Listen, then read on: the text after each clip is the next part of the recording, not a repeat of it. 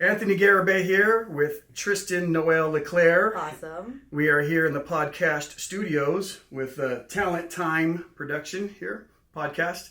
And so we're going to find out a little more about Tristan, and she has so much going, such an inspiration to so many people. So let's start. So what is the first order of business of your day normally getting going? Well, first of all, I'm really happy to be here. Thank you for having me. Absolutely. In order to get, how do I start my day? Because you have so many things going, and before we delve into that, it's like, Well, I'm a mom first. Yes. So there you how go. I start my day is usually my 2-year-old refusing to call me. She calls daddy. So she's calling for daddy even though I'm the one that comes. Okay. So I'm getting them up. I'm getting them ready for their day. I'm packing lunches. I'm cooking their breakfast, hot breakfast every day. Wow. Getting them off to school, with one eye open as I maneuver taking them both to their schools. Sure. And then I come home and I sit at my computer and I see what I have to tackle for the day, whether it be responding to emails, putting together maybe a talk or a seminar that I'm working on. Wow. My private clients, right now I have all these branches of my business, so okay. I have multiple private clients that I'm talking to, and I have to kind of switch hats every time I talk to somebody. Sure. But yeah, I'm pretty busy right now. I'm very passionate about what I've currently been moving into over the last 5 or 6 months and transitioning my business towards. Sure. So, yeah, it's been a ride. Cool. So let's talk about that. You're transitioning, but what came first, I believe, was the fitness world, and you have a huge passion for not only fitness but helping people reach their fitness goals, and then that obviously is transitioning now into people's personal lives and relationships. I mean, what an awesome thing you have going. Let's talk first about the fitness. On that. So sure. I started in fitness and nutrition almost 14 years ago, okay. And I left acting. Acting had been like my whole life. Oh wow! And then I moved from Hollywood to Temecula in with my sister and my brother-in-law, and I had to start all over again, which I feel like so many people have had to hit that reset in their life. Maybe not at 27 where I was, but maybe the pandemic made you hit that button. Right. And so we've all had that chance in our life to kind of say, who am I and who do I want to be and what does this look like now that I've kind of let go of my dream? And like a lot of creative people have to do that as well. Like maybe they let go of music or whatever. Yeah. And so my outlet was the gym. I had kind of helped some people with boot camps and stuff like that. Okay. When I lived in Hollywood and I was pursuing acting, and I would just go to the gym, and then before I knew it, they were like, "Hey, have you considered teaching classes?" And I was okay. Right.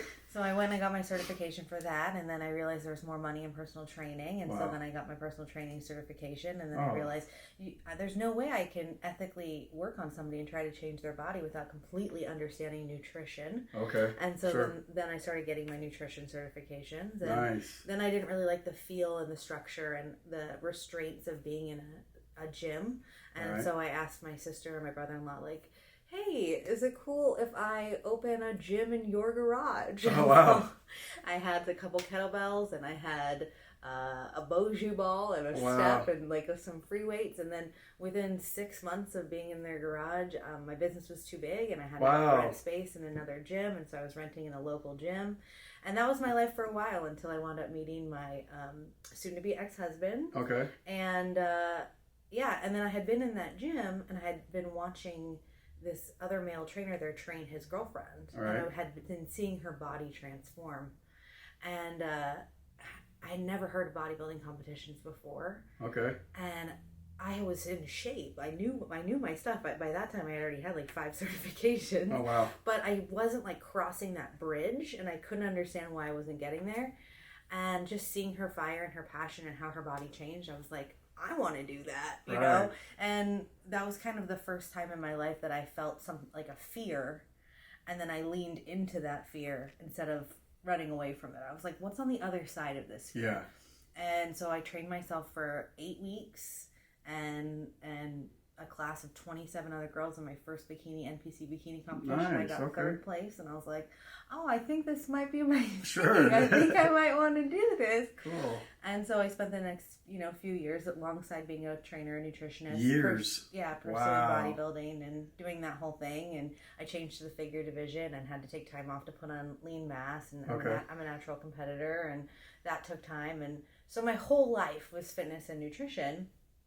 And then once I became a mother, I really wanted to focus on that. So I moved most of my business online, and I've been really lucky to have referrals kind of keep my business going. And social media has been excellent. You don't really have to pay for advertising. Yeah. So if you don't mind me asking, how long was it before, from the time you started and then to the time you had your first child? 5 years. Okay. So you had a pretty good start. 6 years. Yeah. And then what kind of, speaking of transitions, what kind of transition was that? What was that like,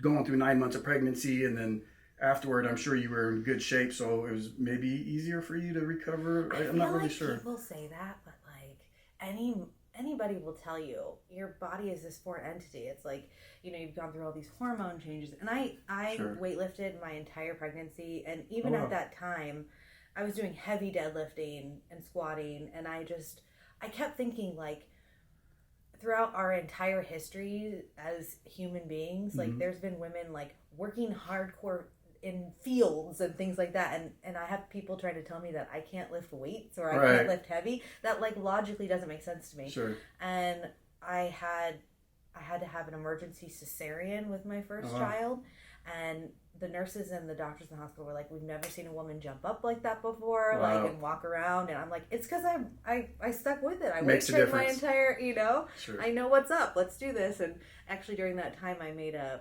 pregnancy training video for other people, because at the time, it's available on my website. Okay. What is your website, real quick? www.mymindbodygoals.com. Mymindbodygoals.com. Awesome. Yeah. Okay. Because there was literally no other workout videos for women that were already training, you know what I'm saying? And then wanted to maintain health and fitness during their pregnancy. Like, kind of like a little higher level. Yes, like where's the instruction for other athletes? Maybe you're not a professional, maybe you don't train other people, but you yourself are fitting in the gym all the time. Sure. What does your pregnancy look like? Yeah. Instead, you had like Denise Austin with like 3-pound weights in her hands. Like, that's not going to do anything. Sure, right. So, did I answer your question? Yeah, absolutely. Okay. Yeah, it's like you forged the way. I mean, no, at the same time, so and it makes a big difference, because women, your bodies go through all these changes while you're pregnant, not only chemically but physically, and then whatever level you're at, you may be beginner, you may be someone more advanced. So it's really awesome. It's good information for sure. Yeah. I hate when people are like in fear of their bodies. Yes, there's or in fear in general is a theme that I talk about a lot. Yeah. But yes, there's people with different medical conditions, and there's things that hold you back, and every case is different. Yeah. But for the most part, like, we're humans, we're tough, we're made to move, we're made to bend, we're made to sweat, we're made to lift. Resilient. Like, this is how God made us. Yes. So you gotta lean into that. Awesome. So you go from 5 years with no children, and then you have this child come into your life. And so how did that affect not only your working out and showing people how to work out and fitness and health, but then transitioning now, I don't know how long it's been after your child, into these newer ideas that you have. Business ventures? Yes. So I felt very lucky that I had held on to my business, and I was able to, I had already been online training, because as soon as I started posting about competitions and things like that, I had people reach out that saw me on social media. Okay. And so I had already transitioned half my business online anyways, but then once I became a mom, I'm like, well, I'm all in on the mom thing. Right. So I'm just going to be offering my services online. Okay. And I was happy, because that allowed me to hold on to my identity. Mm-hmm. And so many mothers that I work with, they lose that. Your identity becomes all about your child and becoming the best mother possible, which is great. Right. But there's always kind of a sense of loss and a bit of regret there, not holding on to who you are, and also continuing to develop your sense of self. I feel like that's actually better, because you're using your creative skills, your everything, and it almost is like you can tell your kids about that, especially if you have a daughter. And even a man being able to treat their wives a certain way this is good information. This is good inspiration for people who may want to do what you want to do, or just find out more about how to be fit and stuff. Exactly. Okay. And that's kind of my whole MO and my whole brand anyways, is like, this is me. This is authentically who I am. This is my journey. And if any part of my journey is speaking to you, right. take it in, because there's a reason that you're hearing it right now. Yes. And so as I was working with women, and sometimes I would take a gig and I train in a gym, you know, and bring in extra money and that kind of thing. But for the most part, my business was online. And then I had another daughter. I have a 2-year-old as well. Okay. And kind of around her birth is when I had this really big shift. And she's a pandemic baby, so we were all going through something at that time. And I was dealing with a mental health crisis in my marriage. And, you know, just trying to figure out, like, who am I and what do I want? And I was working with women, but what I kept noticing was that women were coming to me, and, you know, I was very grateful for the business and the referral.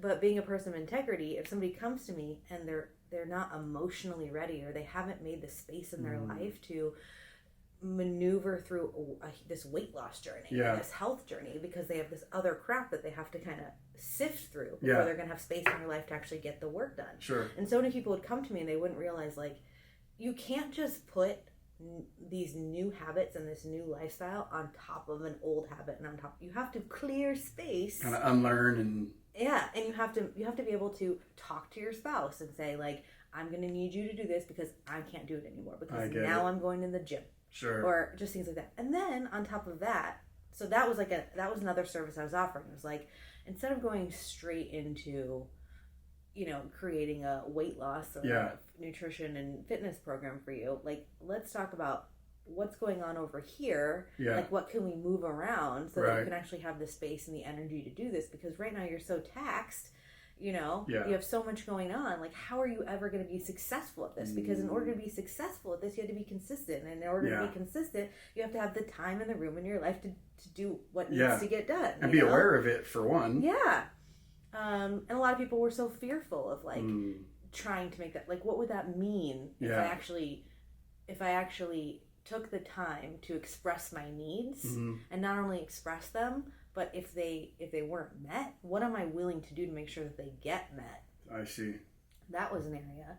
And then I'd have this other group of people that maybe they would come to me and they would say, like, I really want this weight loss. I really think, well, what do you think is going to happen after you lose 30 pounds? Yeah. Well, I think this is going to happen. Well, it doesn't sound like you necessarily want to lose this weight. Yeah. It sounds like you want to be taken more seriously in your position. You want to be seen differently by other people. So what's another way we can get this done? Like, let's explore this. Or it doesn't sound like you really want to lose the weight. It sounds like you want love. Do you think, is your block that you think you need to lose this weight in order to find a partner? And maybe we need to work on self-love and things like that. And so you were, like, sitting down with them and asking them questions, kind of like interviewing them, right? And seeing... Well, I do a big interview before I even take them on, because I have to make sure that they're mentally healthy enough to do the work. I'm pretty intense with my training and nutrition, and I demand a lot because I want results.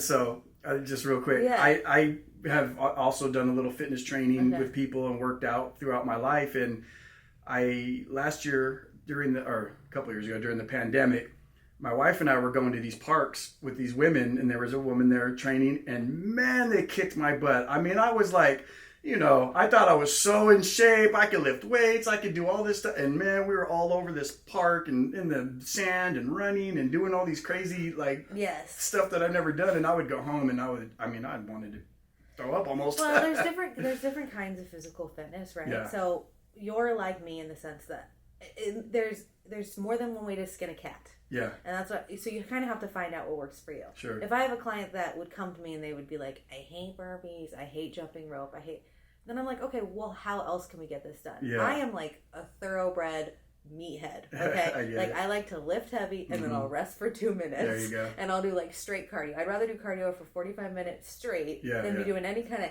HIIT or any jumping or anything like that. But you can skin the cat that way. Just as you can skin the cat by going to, you know, a park for 45 to 60 minutes and they have you running and jumping and you can't breathe. And, do you know what I mean? Sure, absolutely. So it's like you got find out what works for you. Okay, cool. So Moving forward now, you're transitioning into, we're talking Life about strategy. people's life strategy, Yes. business, family. So I would call it goal coaching because I wasn't quite sure what I was doing. I was just kind Okay. of listening to Source God Universe, like really exploring my gifts, and Okay. I couldn't help that that's where I wanted to go. Like even though they were coming to me for something else, you can't ignore what's in front of you, right? Right. And so I called it goal coaching at the time, and then I started doing more public speaking and kind of getting my face out there for wellness and nutrition and fitness. But Okay. then I realized I was talking a lot about self-care. That became like a huge topic of conversation and things like that. And so before I knew it, my passion for fitness and nutrition kind of dwindling because I was so interested in helping other people, I see. people in these other areas of Sure. their life. Sure. So within the last 5 or 6 months, I'd say maybe 5 months, I basically completely been focusing on life strategy. Nice. And now I'm starting to offer workshops and stuff, like offering these little manifestation IG lives and Okay. things like that. So I'll always have fitness and nutrition. I won't, I still have people coming to me, old clients, God bless them. They're with me for years. Wow. And Sure. those are the people that have always given me referrals. And I'm super fortunate that once I work with somebody, they have my back. Okay. So I have like a nice little web out there. Yeah. But I'm trying to reach new people. I'm trying to bring in more business, which is why I'm here. And I'm Sure. trying to open that door to like maybe introduce myself to people that haven't known me yet. Definitely. And so let's talk a little bit more about, you were saying the workshops, and what are some of the strategies or the ideals or philosophies that you offer these people that they can work on? Maybe you can just expand a little bit so people who are listening will know. Okay, so what's really been coming through to me right now is this need to encourage authenticity in people. Okay. And I myself have stepped into my authentic self, and I'm, actively working towards self-realization. And so it's like, because I'm feeling how amazing it is, I'm like trying to bring people onto this train with me. So my first offering of the year, and I was so fortunate because I had a bunch of clients that were willing to do this like beta test with me to build this workshop, but it's called Baddie Camp, and it's called Baddie Camp 2023, and it's an alter ego workshop. Okay. And so we are building and working on the development of your alter ego, and the whole concept of this comes from whenever you've heard somebody, if you've kind of listened to people, you've heard people say when they've had to completely go through like a huge body transformation, completely change the way that they think about their health, fitness, nutrition, and things like that. They talk about murdering past self or murdering current self. Right. And because sometimes it is that extreme. Yeah. If your habits are that out of control, or you're that emotionally driven to food, or whatever the case may be, you have to murder who you are, because the person you currently are doesn't want to go get the workout in, doesn't want to make the good choices, food, that kind of thing. What would be one of the ways somebody can do the murder your old self type thing? Like, what's just maybe one or two quick tips about something, Well, it's, again, this is life strategy. So it's like whatever, I'm going to encourage a prompt, you would answer the question. Then based on how you answer the question, we could develop a personal strategy for you that would help. It's not like a one size fits all. That is at awesome. all. Custom to very everybody. custom. That's so cool. Yeah. Okay. Yeah, because for one person, it could just be you, for someone who, like me, I can just decide that I'm going to do something. Sure. And I'm going to do it. Habits that you've developed, right? And I know that if even when it's hard, because I've made the choice that in the moment that I have the thought that I don't want to do something, I can correct the thought because I've been repetitively practicing this behavior. Right. So I don't want to go to the gym right now, but in that same moment I can choose. But I know when I go to the gym, I'm going to feel so much better when I get out. Great habit. Or, I don't want to go on this blind date right now. Yeah. Like, I don't want to put myself out there. I'm going to be uncomfortable. I see. But again, in that moment, another thought.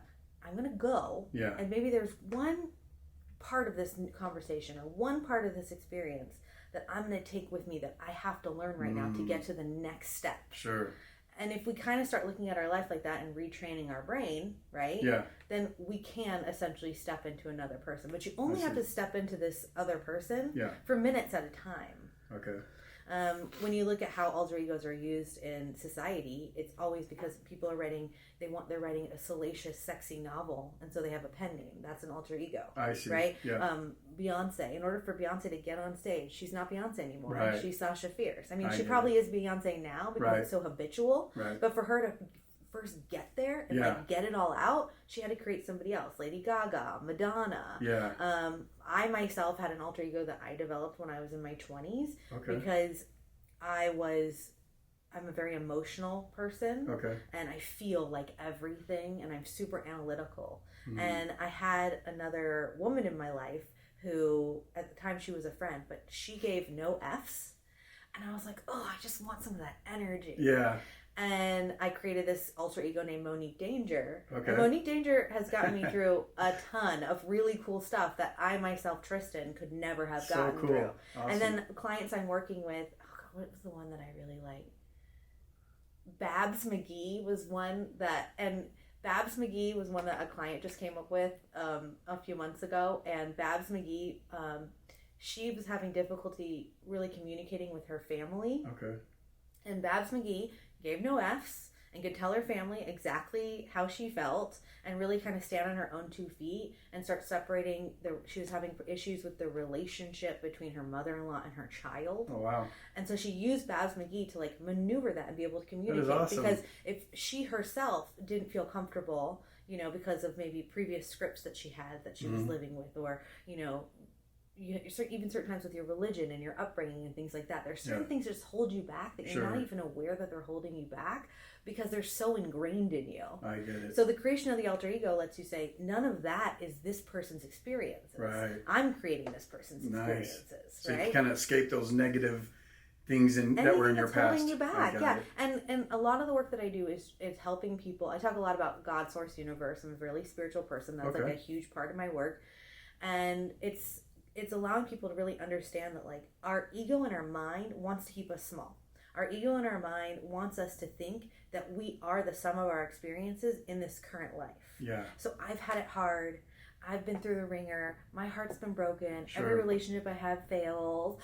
Finances are so hard for me. Like our ego in our mind wants us to think that that's who we are. Right. But really, that's not who we are. Right. We're higher self. Yes. We're higher self. And when we listen to that higher self and we're really in tune with that higher self, that's when all the beautiful, magical things kind of happen. That's when we create. Yeah. That's when we are present. Like that's when all the good stuff happens. Absolutely. But it takes so it takes all this work and all this practice to remember we're higher self. We're not the sum of these experiences here. Yeah. And alter ego is a huge, huge tool, the creation of this alter ego. And so I was like, I gotta offer people this. This is really different. People aren't even going to know what I'm talking about. But if I can just get them to see what I'm saying, it will be like this amazing, life-changing experience. I mean, but you've had such a journey from the beginning of starting the fitness before your kids and then during and then after. You've kind of been able to experience it, and mind, body, soul, right? They all affect each other. It's one, like 3 in 1, if you will. And it sounds like you teach people how to kind of create a positive alter ego, because an alter ego, right? It can be bad, negative. I was fortunate enough to actually have somebody do. Here's the thing. I think alter egos, they all have something in common. Sure. They don't care what you think. I see. They are living their truth. Right. And they have no fear about the judgment of others. Wow. That's what alter egos are about. So I did have someone that some of them do kind of come off maybe more villainous. I know for me, Monique Danger, like, she's the least empathetic person you'll ever meet. But that worked for me. I was able to kind of do things in that persona and that I wouldn't have been able to do otherwise. Got it. So maybe they are a little bit dark and a little bit villainous, but like we have that inside of us, and we don't really get an opportunity to express that. Like, isn't that fun? Like the yin and the yang. Yes. And with a good balance, right? Right. So, okay, so we're talking about the fitness part of it, and now going into people's personal lives, kind of giving them more. I don't want to say courage, just confidence, right? A better self-image and whatnot. And then now into business, right? You're helping people with their businesses. I have gotten to. I've been more leaning into love and relationships. That kind of seems to be where I'm going. Like I've had 3 clients in the last a little over a year, like get engaged and meet their person, and I help them on their journey with that, and online dating, how to maneuver this, and how to open your heart, and really how to manifest your partner, and like what does that look like? How do you have to align with that vision? How do you have to align with your manifestation? So I feel really passionate about that, but I have people come to me, and it's usually because they don't know what their purpose is. It's more about not really knowing what your purpose is, or knowing and being afraid to articulate it. Yeah. So I really like to work with people on that and helping them figure out, like, are you an entrepreneur? Because, you know, if you're an entrepreneur and you have an entrepreneur spirit, that's just who you are. Sure. And yeah, you can always get a gig or a job working for somebody else. There's like literally no shame in that. Sometimes you just got to get a paycheck, and sometimes that's your road for a long time while you're launching another business, especially if you're like a single parent or something like that. Like you got to have multiple hustles going to get it going. But if you have it in your heart to start a business and birth an idea, sometimes you need support. Yeah. And that's where I come in. It's like it's kind of affirming, this is a good idea. Like, what is your gut telling you about this? Okay, what is your gut telling you about the pace in which this needs to be? What's comfortable for you? What feels authentic for you? Wow. You know, and the first part in any manifestation, in accomplishing any goal, is declare. Wow. So sometimes it takes a long time for someone just to be like, I am ready for love. I do want love. Like, I'm worthy of love. I'm looking for love. Like, where is love? Or, you know, I really want to start this business. Like, I have this idea. You know, I had this woman, she made like outfits for dogs. And like her husband thought it was like a ridiculous idea. And I was like, show me these outfits. This is amazing. You know? So cool. And then she has like a little Etsy shop up now. And it's like, she's doing the thing, you know? And it's like, sometimes you just need somebody in your corner. So you're going through fitness, helping people, self-realization, business, relationships. I love what you're doing. It sounds like it's wholehearted too. You sound very passionate and wholehearted about it. I'm pretty passionate. But that's what's cool about life strategy. It's like, no, what is your specific path? What is your specific desire? Yeah. Okay, let's put it down, and then let's create a path so that this desire or this dream becomes a reality, and break it into goals. So, you know, and when I was saying wholehearted, you know, and it sounds like you're wholehearted about helping people too, because you started out right in fitness, helping people, and now you're going more into kind of counseling, if you will, you know, whether it's business, mind, body, soul. You really have a whole heart for people. It really sounds that way. Thank you. So what does Tristan do for herself? Where do you read? What do you watch? What are the things that are influencing and encouraging you? You know, because you're out there giving so much, but you have to be refilled, right? You have to be recharged, because it does take a lot to help other people that are in need, because needs can be pretty heavy sometimes. You know, like a lot of counselors and people, they don't do too well in their personal lives because they're listening to this weight all day. I always tell people, like, I have people that come to me, my friends, mostly it's my friends, and they'll be like, have you ever considered, you know, going back to school and being a psychologist? And I'm like, well, one, no, because I like what I'm doing now. Two, if you're going to be a really good psychologist or psychiatrist, you know, therapist, whatever, you rarely ever know about their personal experiences. Right. And I am such like this open book, and I have like all this open energy and like love to give and love to exchange with people, that I'm constantly relating things back to me. Like, that's how I help others. So I feel like I get a lot out of helping other people. And when it comes to, but I also talk a lot about self-care and what self-care is to you. And for self-care for me is like, I go to the gym. That's my place.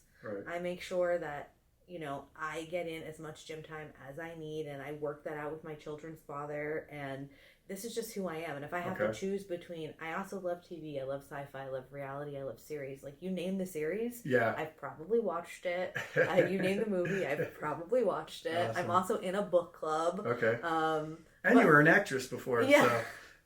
So I have this weird amount of knowledge on like actors and their faces. I can like tell you any actor that you. I'm complete opposite. I never can remember anyone's name or what. Like, it's just that one lady, useless stuff that was like in that one movie. And then I'll have like get a text message from an old friend that was like, "Who is the girl with the big eyes in that one movie about love?" And like, I'll be able to tell them. Oh wow, okay.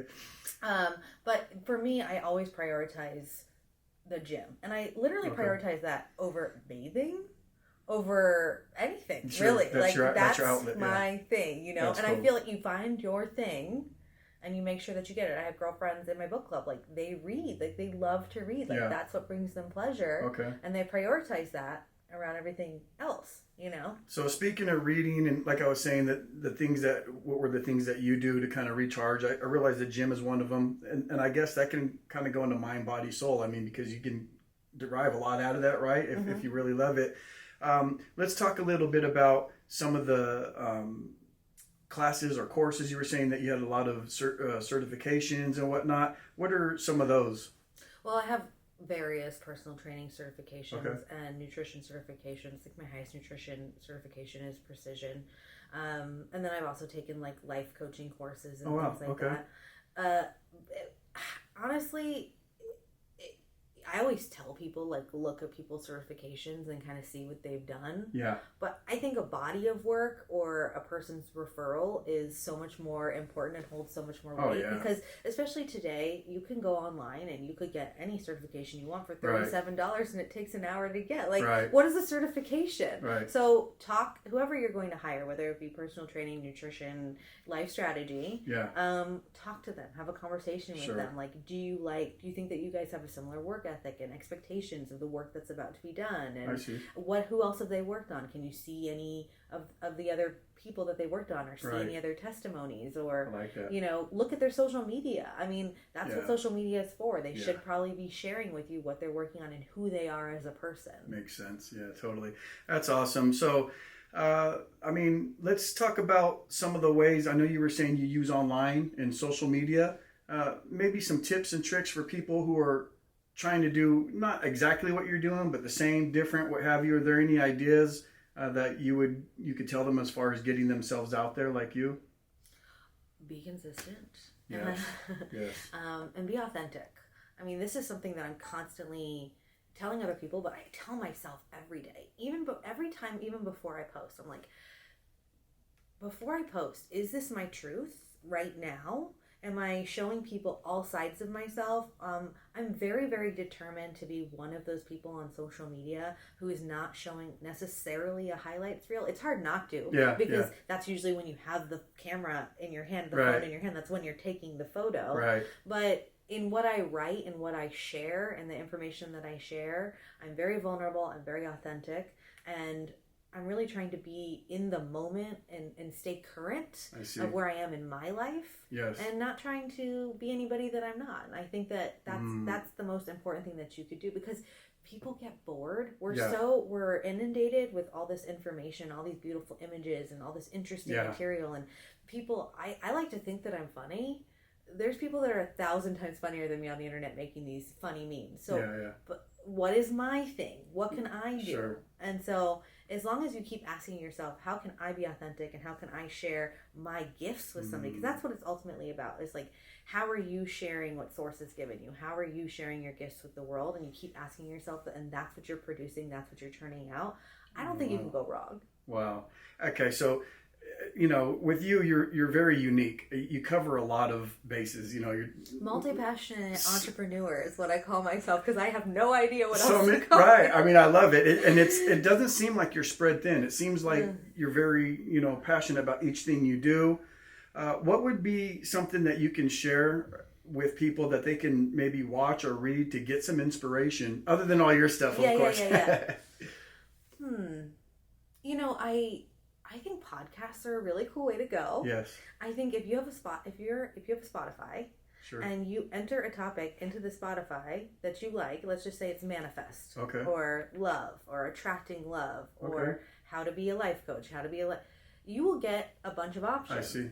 And I listened to this one podcaster, and she's an Australian, and it's a super small podcast. Like, it's probably me and 5 other people that listen to it. I'm not quite sure. Yeah. But whatever voice you listen to, and what kind of you feel that exchange of energy with them, like the words that they're speaking, like they're really speaking to you, and you understand their voice. Continue to listen to that person, because there's a reason that you're attracting them into your life at that moment. It's because you need that specific message.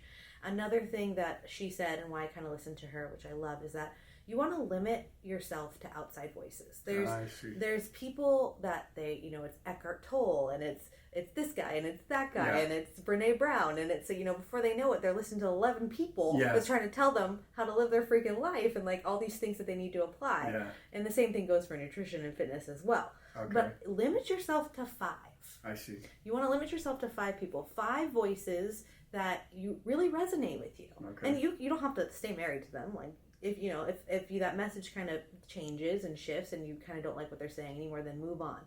But limit yourself to 5 and really take in those 5 voices and like what their message is. Okay, that's awesome, Tristan. I've learned a lot. You're definitely unique. So awesome. So why don't we go ahead now? We're going to end this podcast, but let's go ahead and give everybody the information, the name of your podcast, name of your website, social media ways that they can find you. I got names. Absolutely. Okay, so my Instagram is @new_Tristanist, and it's NEW_Tristan, my name, TRISTAN-ist. Yes. Like nutritionist. Awesome. Love it. And then from there, I have a link tree, under Tristan, Noel, LeClair. I have a link tree, so you can have access to my podcast, which is Making Magic Happen. Yes. And then I also have the offerings to register for Batty Camp 2023, which will be February 11th from 9 to 1 virtually. And then this Friday, which will be Friday the 6th, we have a full moon. So I'm going to channel that full moon, give us all the cool energy that we need and all the good vibes. Yeah. And I'm going to lead people in a live on IG and kind of manifest for the new year. Like, what do you want this year? Like, let's really break it down. Let's do some journaling. Let's crack it open. That kind of thing. And my website again, www.mymindbodygoals.com. All right. And then I'm on Facebook, but I'm not really that active. Instagram seems to kind of be my lane. I'm finding that out more too. Yeah. Well, there you have it, everybody. Thank you, Tristan, so much. I am wiser now. Awesome. I have learned a lot, honestly, and I just thank you for your time. It's really an honor. Thank you so much. Okay, bye-bye. Thank you.